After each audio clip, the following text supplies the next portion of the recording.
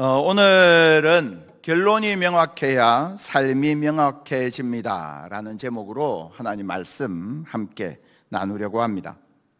첫 번째, 우리가 좀 생각해야 될 것이 있는데요, 결과와 결론은 달라요. 결과와 결론은 다른 겁니다.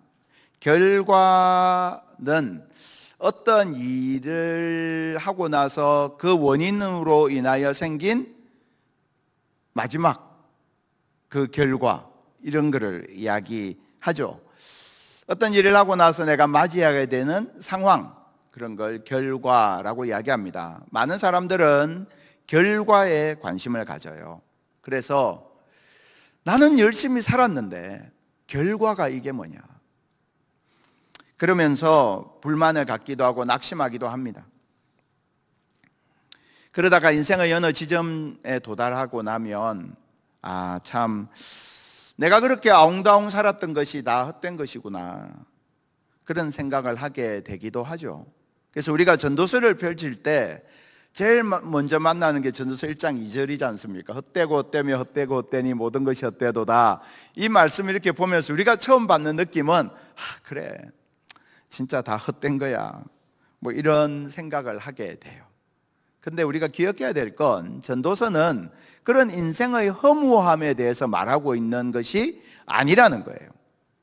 그냥 우리가 갖는 피상적인 느낌은 인생은 허무하다, 인생의 허무한 결과에 대해서 말하는 것이 아니라는 겁니다.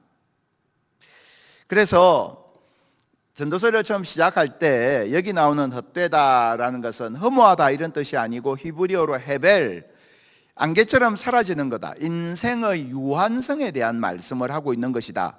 아무 의미가 없는 허무와 무의미가 아니고 인생의 유한성에 대해서 말하고 있는 게 헤벨, 헛되다라는 성경의 용어라는 거예요. 자, 우리가 전도서를 여태까지 쭉 함께 묵상해 왔는데, 오늘 드디어 그 전도서가 궁극적으로 가리키고 있는 최종 지점이 어디냐, 그게 이제 오늘 본문에 나오는 말씀입니다. 오늘 본문 13절을 보시면 이렇게 말씀하고 있어요. 일의 결국을 다 들었으니 라고 되어 있는데요, 새 번역을 보면 결론은 이것이다 이렇게 되어 있습니다. 결론은 이것이다. 우리는 결과에 대해서 관심을 갖습니다. 그런데 성경은 결론이 무엇인지에 대해서 말씀하고 있어요. 결론이란 뭐냐면 내가 가장 중요하게 붙드는 내 가치를 뜻해요. 결론이라는 것은 내게 주어져 있는 정답을 뜻해요. 이게 결론이야 라는 겁니다. 보통 이제 한국 사람들은 그런 이야기 합니다. 한국말은 끝까지 들어봐야 한다. 그래서 이제 글을 써도 그래요. 한국 사람들이 글을 쓰면 대체로 어떤 식으로 쓰느냐 하면, 이 글의 결론이 마지막에 나와요. 그걸 이제 소위 미괄식이라고 하죠. 쫙 쓰고 나서 결론은 이렇다, 이렇게 글을 씁니다. 말을 할 때도 그래요. 그래서 한국말은 끝까지 들어봐야 되는 거예요. 이게 분명히 칭찬인 것 같았는데 칭찬으로 시작해서 욕으로 끝나는 경우가 허다하거든요. 그러니까 한국말은 끝까지 들어봐야 된다, 우리 살면서 경험한 우리의 노하우인 거예요. 그런데 서양은 좀 그렇지 않아요. 서양 사람들은 이야기하거나 글을 쓸 때 두 갈식으로 해요. 결론이 앞에 나와요. 내가 말하고자 하는 바는 이것이다, 왜냐하면 하고 쫙 나와요. 이게 굉장히 말하고 글 쓰는 습관이 다른 거죠. 자, 성경은 우리 인생을 미괄식이라고 말하지 않고요, 두괄식이라고 말해요. 우리는 흔히 내가 막 열심히 살다 보니까 마침내 맞이하게 되는 결과, 이거에 관심을 갖는단 말입니다. 그런데 그 결과라는 게요, 내가 생각했던 대로 되느냐 말이에요. 내가 이만큼 투자를 했으면 그 정도 결과가 나와야 되는데 인생은 그렇지 않다는 거예요. 그래서 결과를 계속 바라보고 살다 보면 진짜 너무 힘 빠지는 일들이 많은 거예요. 여러분 그렇지 않습니까? 내가 열심히 했는데 결과가 너무 보잘것없어. 그러면 나중에 어떤 생각하게 되느냐 하면 열심히 할 필요 없어, 이렇게 돼요. 우리가 결과를 쫓아서 가다 보면 그렇게 된단 말입니다. 근데 성경은요, 그게 아니에요. 결론을 먼저 붙들라고 말씀하는 거죠. 결과를 쫓아다니지 말고 결론을 먼저 붙들라는 거예요. 그래서 이렇게 말씀할 수 있습니다. 결과를 바라보는 삶과 결론을 붙드는 삶은 다르다는 거예요. 여러분, 저와 여러분의 인생이 결과를 그냥 바라보는, 막연히 바라보는 인생이 아니라 결론을 믿음으로 붙드는 인생 되기를 축복합니다. 완전히 다른 거예요. 전도서는 그래서 결론에 대해서 말씀하고 있는 겁니다. 이 결론이 명확해야 여러분 삶의 방향이 명확해져요. 우리가 결론이 명확하지 않기 때문에 삶이 명확하지 않은 거예요. 그냥 살다가 우물쭈물 살다 보니까 맞이하게 되는 결과를 가지고 내 인생을 평가하니까 야, 이건 내 인생 50점도 안 되는구나, 낙제구나. 근데 그때 그 마지막 내가 맞이하게 되는 그 결과, 거기에서 내가 뭘 돌이킬 수 있습니까? 아무것도 돌이킬 수 없어요. 인생이 너무 허무한 거예요. 근데 성경은 우리에게 인생은 그렇게 사는 게 아니야 라고 말씀하고 있는 겁니다. 내가 결론을 먼저 내리고 그 결론이 명확한 결론을 가지고 살면 내 삶이 명확해진다라는 것이죠. 예를 들어서 이런 겁니다. 나는 이웃을 사랑하고 섬기겠다라고 내가 결론을 내렸어요. 근데 여러분, 다른 사람을 돕고 섬기는 게 쉬운 일입니까? 내가 다른 사람을 사랑하고 섬기면 내가 섬긴 만큼 돌아옵니까? 인생에서 그런 경우가 얼마나 자주 있던가요? 오히려 그렇지 않은 경우가 훨씬 더 많아요. 그러면 내가 한 일의 결과를 바라보고 사는 사람은요, 더 이상 그렇게 살 동력을 갖지 못해요. 실망해요. 내가 열심히 도우려고 사랑하려고 했는데 결과가 보잘것없어. 결과가 딴판이야. 그러면 에이, 난 그냥 그렇게 안 살래. 이렇게 된단 말이에요. 근데요, 그걸 결론으로 붙드는 사람은 나는 다른 사람을 섬기고 사랑하고 도와야지 이게 내 인생의 결론이야. 그렇게 사는 사람은요, 이 사람의 반응이 어떠하든 내게 돌아오는 결과가 어떠하든 그것 때문에 흔들리지 않는다는 것입니다. 사업을 하는 사람들도 마찬가지예요. 나는 이 사업을 통해서 내가 하나님께 영광을 돌리겠다라는 걸 결론으로 삼고 사는 사람은요, 가다가 망하는 일이 있어도 다시 일어서서 반드시 나는 이 사업을 통해 하나님께 영광을 돌리고 하나님 살아계심을 증거할 거야. 그 결론이 명확하면 그렇게 한 방향으로 갈 수 있어요. 근데 많은 경우가 좀 해보다가 결과가 어떤지 보고 길을 바꾸든지, 결과가 어떤지 보고 포기하든지, 결과가 어떤지 보고 그때 가서 다시 생각하겠다는 거예요. 그렇게 살면 결국은 결과에 휘둘리는 인생을 살게 된다는 거죠. 중요한 건 그게 성경적이지 않다는 거예요. 성경은 우리에게 결론을 붙들고 살라라고 말씀하고 있기 때문입니다. 자, 이걸 오늘 이 전도서 본문이요, 얼마나 구체적으로 말씀하고 있는지 본문에서 한번 볼까요? 1절, 2절을 같이 보시면 반복되는 표현이 있죠. 공고한 날이 이르기 전에, 나는 아무 낙이 없다고 할 해들이 가깝기 전에, 해와 빛과 달과 별들이 어둡기 전에, 구름이 다시 일어나기 전에 라고 말하고 있는 거예요. 결과를 내가 맞이하기 전에 결정하라는 거죠. 우리는 그 뒤에 결정하려고 하는데 성경은 아니에요. 반대로 말하고 있어요. 그 전에 결정하라는 거예요. 어떤 일이 닥치기 전에, 어떤 결과에 도달하기 전에 결과에만 관심 갖지 말고 초조하게 결과만 기다리지 말고 그 전에 먼저 결론을 세우라는 것입니다. 근데요, 여러분, 그 결론이 뭐냐? 1절에서는 너희 창조주를 기억하라 라고 하셨고요, 전도서 오늘 본문 13절을 보시면 결론은 이것이다 라고 했는데요, 일의 결국을 다 들었으니 결론은 이것이다. 하나님을 경외하고 그의 명령들을 지키라. 이것이 모든 사람의 본분이다 말씀하고 있어요. 그래서 우리가 이렇게 말할 수 있습니다. 하나님을 결론으로 삼으십시오. 하나님을 결론으로 삼으셔야 합니다. 이 말의 의미는 뭐냐면 하나님의 말씀을 결론으로 삼고 하나님의 뜻을 결론으로 삼아라는 것입니다. 결과를 보고 뭔가를 결정하겠다고 생각하지 말고 먼저 하나님의 말씀을 내 인생의 결론으로, 하나님의 뜻을, 하나님의 명령을, 무엇이 신자의 본분인지를 내 결론으로 먼저 삼아라는 거예요. 그렇게 하나님을 결론으로 삼고 하나님께 집중하다 보면요, 하나님이 보이기 시작합니다. 누가 뭐라고 해도, 세상이 비웃어도 나는 하나님을 결론으로 삼을 거야 라고 마음을 정하고 살면 하나님이 크게 보이기 시작해요. 하나님을 중심으로 생각하게 돼요. 대림절 첫 주일인데요, 대림절 첫 주일을 맞이하면서 제가 2020년부터 다시 좀 생각을 쭉 거슬러 올라가면서 하게 됐습니다. 2020년도에 제가 오정교회를 섬기기 위해서 이곳으로 부름받아 왔습니다. 그리고 맞이했던 첫 번째 대림절, 대림절이 되면 이제 성탄 트리를 이렇게 장식하지 않습니까? 그때 그런 생각을 했습니다. 코로나로 다들 어렵고 마음이 힘든 때에 우리가 우리 가운데 오신 그 예수님의 사랑을 사람들과 나누었으면 좋겠다. 그래서 그때 처음 했던 것이 쌀트리였어요. 사랑의 쌀트리. 그래서 쌀에다가 옷을 입히고 전구도 달고, 그래서 그때 그런 말씀 드렸습니다. 쌀이 이렇게 대우받기는 처음일 거다. 누가 쌀에 저렇게 옷을, 예쁜 옷을 입히겠어요. 그래서 쌀트리를 이렇게 만들었어요. 그리고는 쌀트리를 만들고 맞이하고자 했던 2020년도의 성탄 예배, 제가 와서 처음 드리는 성탄 예배였는데, 아시는 것처럼 그때 확진자가 폭증해갖고 성탄 예배 현장에서 못 드렸어요. 송구 영신 예배도 현장에서 못 드렸어요. 완전 전면 비대면, 그래서 온라인으로 다 했습니다.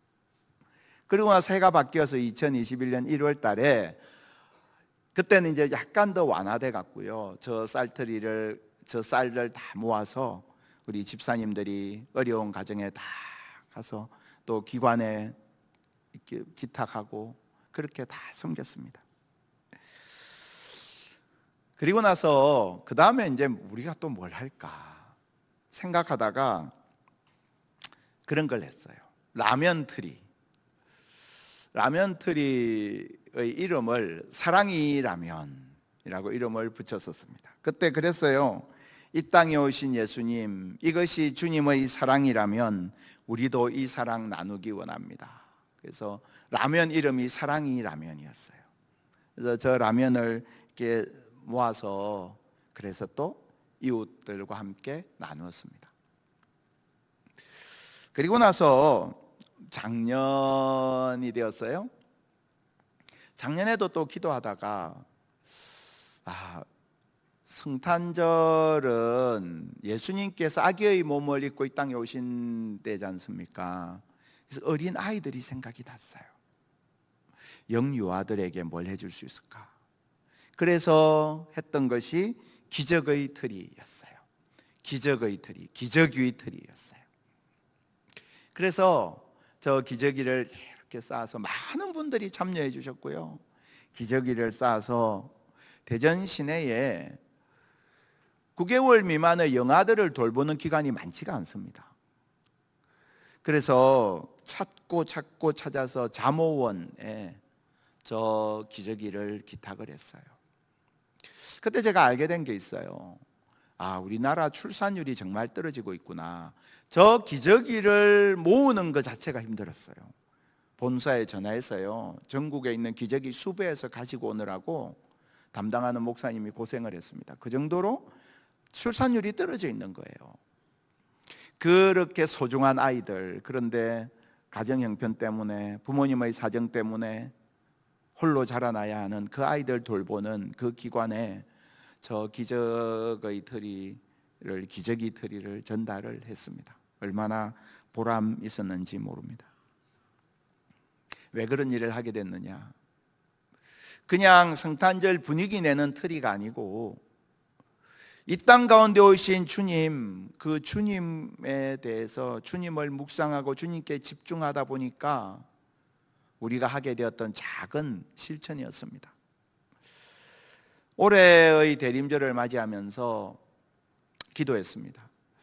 올해는 우리가 어떻게 하나님을 더 묵상할 수 있을까?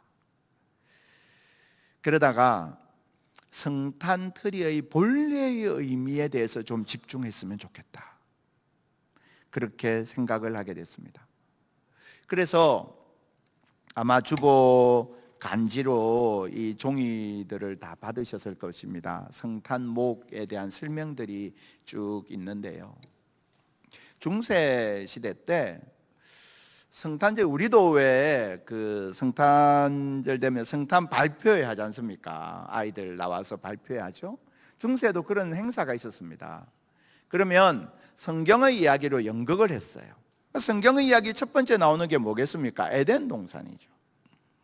에덴 동산에 선악을 알게 하는 나무가 있는 거잖아요. 그 나무를 이제 세우는데, 겨울철에 뭐 나무라는 게 세울 만한 나무가 마땅치 않지 않습니까? 상록수인 전나무를 가져다 세우고 연극을 한 거예요. 근데 이제 그 전나무에다가 나무를 세워놓고 이제 성탄절 연극을 하는데, 에덴 동산 이야기를 하는데, 거기에 뭐가 필요합니까? 선악을 알게 하는 나무의 열매가 필요하잖아요. 근데 성경에 보면 그게 사과나무다 이런 말은 없어요. 없는데 그 사과로 상징해서 사과 열매를 거기에 붙였어요. 그것은 뭘 말하느냐?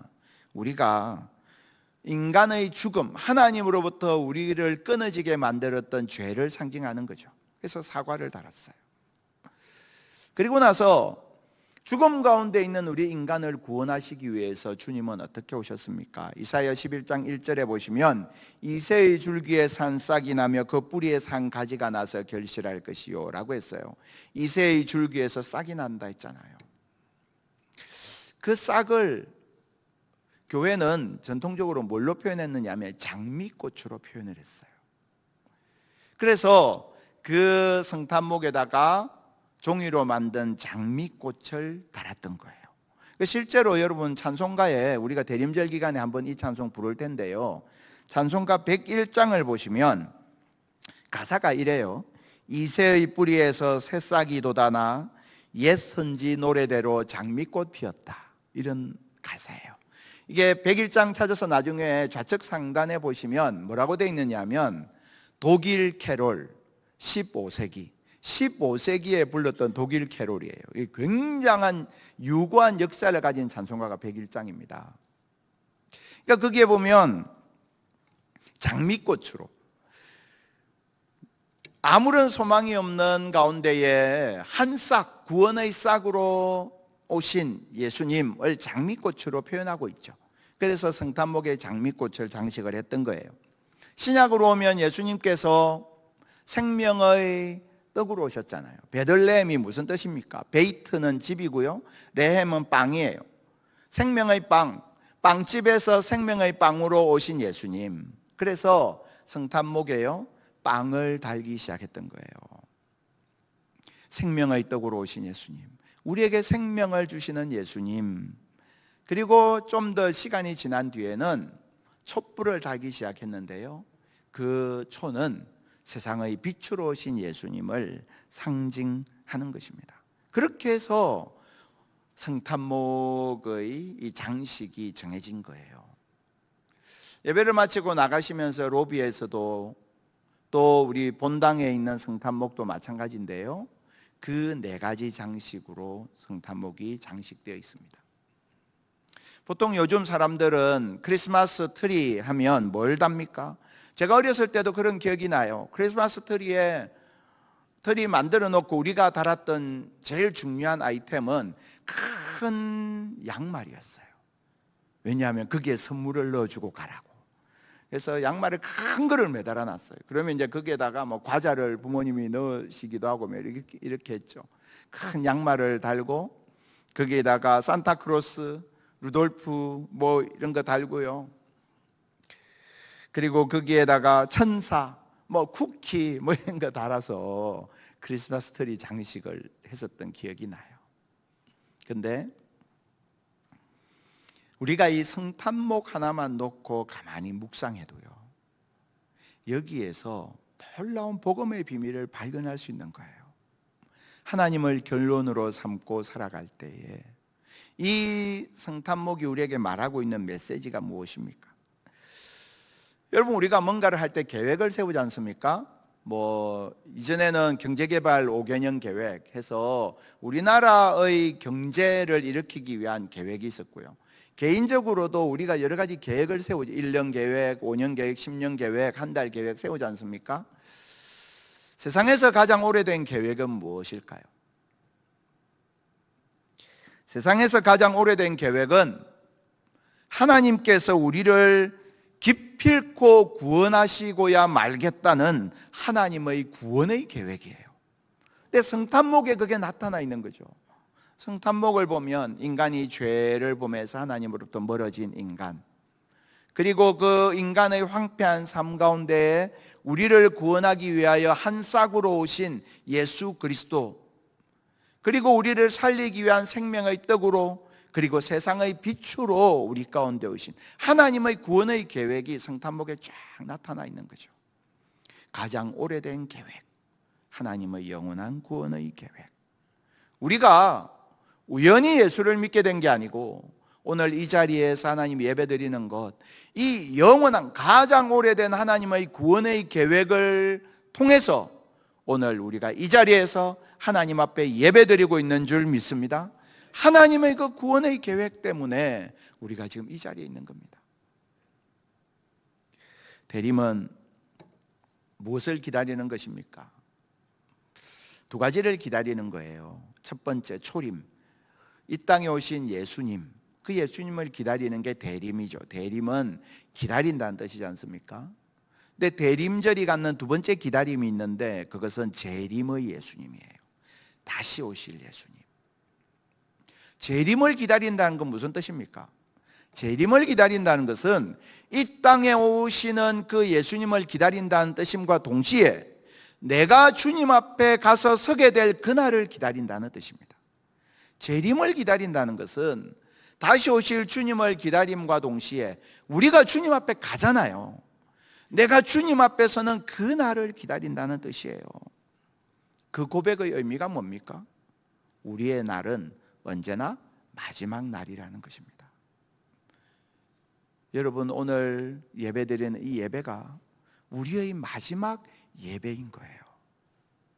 오늘 제가 하는 이 설교가 제가 하는 마지막 설교인 거예요. 그것이 우리가 재림을 기다리고 살아간다라고 할 때 우리 안에 가져야 되는 우리의 고백이라는 것입니다. 생각해 보십시오. 우리에게 한 시간 뒤가 보장되어 있는 사람이 아무도 없어요. 우리는 다 지금 이 마지막 시간일 뿐인 거예요. 그래서 우리가 언제나 그 마지막 시간을 살아가는 것, 그것이 신자의 삶의 자세라는 것입니다. 여러분, 우리의 날은 언제나 마지막 날입니다. 이것이 우리가 이 12월을 시작하면서 내 생의 마지막 한 달이라는 주제를 붙드는 이유이기도 합니다. 내 생의 마지막 한 달이라는 책에 보면 그 책 중에 이런 이미지 하나가 나와요. 비석의 이미지인데요. 비석을 가서 보시면 연도가 적혀 있죠. 제가 저기에다가 1952라고 쓴 이유는 52년생들을 미워해서가 아니고 우리 교회 창립 연도예요. 52년에 누군가가 출생했다고 생각합시다. 그런데 마지막 연도는 그가 정하는 게 아니에요. 출생 연도도 그가 정한 게 아니에요. 출생 연도와 마지막 연도는 우리가 정할 수 있는 게 아니에요. 그런데 우리가 정할 수 있는 게 있어요. 그건 뭐냐면 출생 연도와 마지막 연도 사이에 있는 한 줄, 작은 밑줄, 작은 한 줄, 그것은 우리가 정하는 거예요. 내 생의 마지막 한 달이라는 책자에 보면 이런 글귀가 나옵니다. 인생이란 두 연대와 그 사이에 있는 짧은 줄표 하나에 불과함이 눈에 들어온다. 이 사람은 무엇을 위해 살았을까? 누구를 사랑했을까? 어디에 열정을 두었을까? 일생일대의 실수와 후회는 무엇이었을까? 여러분, 우리가 태어나는 때와 주님 앞에 서는 때를 우리는 결정할 수 없습니다. 우리가 만나는 여러 가지 사건들도 우리가 결정할 수 없어요. 그러나 그 사건들에 대한 반응은 내가 결정할 수 있는 것이고, 그 상황에 대한 나의 선택은 내가 결정할 수 있는 것입니다. 내가 무엇을 위해서 살 것인지는 내가 결정할 수 있는 겁니다. 내가 무엇을 우선순위로 하고 살 것인가는 내가 결정할 수 있는 거잖아요. 그 두 연도 사이의 짧은 줄표, 그건 내가 결정할 수 있는 거잖아요. 여기에서 우리에게 지혜가 필요한데요, 성경이 말하는 지혜를 한번 찾아볼까요? 시편 90편 12절입니다. 우리에게 우리 날 계수함을 가르치사. 우리에게 우리 날 계수함을 가르치사. 그러니까 우리의 이 날에 대해서 내가 잘 묵상하게 해 주십시오. 그 결과 지혜로운 마음을 얻게 하소서. 지혜로운 마음을 얻는다라는 건 무슨 말이냐면요, 원어적으로 수확한다는 뜻이에요. 여러분, 우리가 어떤 사건을 지나면서 그 속에서 지혜의 열매를 거두는 사람이 있고요, 그냥 에이 재수 없네, 에이 어떻게 하다 보니까 대박이 터졌네, 요행이네, 내가 재수가 있네, 이러고 지나가는 사람이 있단 말이에요. 지혜로운 마음을 수확하는 것은 언제 가능하냐면, 내가 내 인생이 하나님 앞에 있음을 알고 하나님께서 내 인생 가운데 함께 하심을 알 때, 내 인생의 유한함을 늘 기억하고 하나님을 결론 삼고 살다 보면 내가 만나는 모든 일과 만나는 모든 사건들 속에서 지혜의 열매를 수확하게 된다는 거죠. 최고의 지혜는 언제 얻을 수 있느냐? 내 인생의 유한성을 분명히 알 때 진짜 지혜를 얻을 수 있어요. 그래서 진지하게 이런 질문 앞에 같이 섰으면 좋겠습니다. 여러분, 만일에 내가 한 달 시한부 선고를 받았다면 어떻게 사시겠습니까?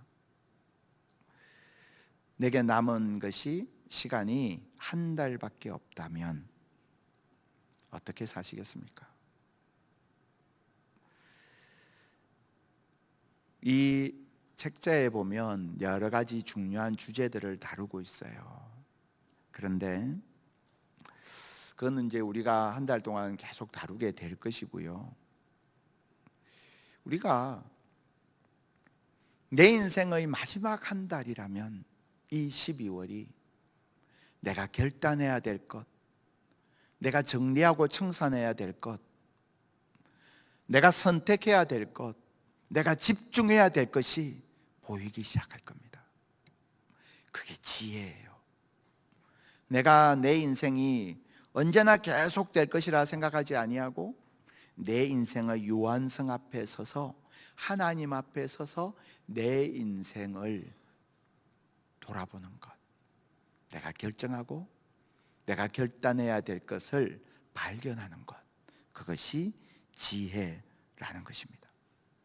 많은 사람들은 내가 무엇을 결단하느냐가 중요하다고 여깁니다. 맞습니다. 무엇을 결단하느냐 중요해요. 근데요, 더 중요한 게 있어요.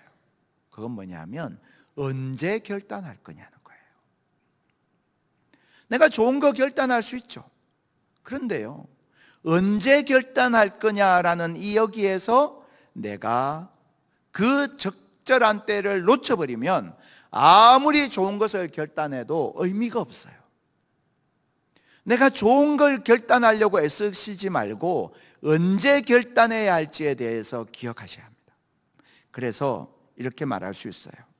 지금이 하나님 앞에서 내 삶에 대해 결단할 때입니다. 지금이에요. 언제 결단하느냐가 중요한데요, 지금이에요. 한 달밖에 살 수 없다고 생각하면 보이기 시작해요. 여러분, 송구영신 예배 드리셨던 때를 생각해 보십시오. 새해가 되면 다들 내가 말씀 생활 열심히 해야지, 기도 생활 열심히 해야지, 예배 생활 열심히 해야지. 연말이 되면 어떻게 되죠? 아이고, 내가 결심했는데 또 제대로 못했네. 그 다음이 중요한데요. 아유, 내가 새해 그렇게 결심했는데 목사님 내가 그대로 못 지켰어요. 그 다음에 뭐라고 이야기하느냐면, 목사님 그러니까 제가 내년부터는 열심히 할게요, 이래요. 내년부터는 열심히 할게요. 근데요, 그게 잘못된 자세입니다. 내가 새해 결심했어. 근데 이렇게 오다 보니까 흐지부지 됐어요. 그리고 저도 이렇게 보면 보여요, 그런 게. 1월 달에는요 막 의욕을 갖고 하다가 11월, 12월 되면 힘들이 빠져, 이렇게 축축 늘어져. 그래서 아유, 그냥 내년에 열심히 심기일전하고 새로 출발해야겠다, 이렇게 생각한단 말이에요. 근데 그건요, 예수 믿는 사람들만 그런 게 아니고 안 믿는 사람들도 그래요. 똑같아요. 그래서 저는 여러분께 도전 드리고 싶어요. 거꾸로 살아보자.